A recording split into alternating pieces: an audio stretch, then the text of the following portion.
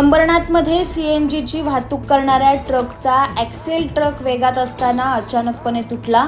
यावेळी चालकाने प्रसंगावधान राखत ट्रक थांबवल्यामुळे ट्रकचा अपघात होण्यापासून वाचलाय। हा ट्रक सीएनजीने भरलेला असल्यामुळे मोठा अनर्थ देखील टळला। अंबरनाथहून कल्याणच्या दिशेने हा ट्रक सीएनजी घेऊन निघालेला होता। अंबरनाथ पश्चिमेच्या कल्याण बदलापूर राज्य महामार्गावर मटका चौकापूर्वी ट्रक वेगात असताना अचानक या ट्रकचा ॲक्सेल तुटला।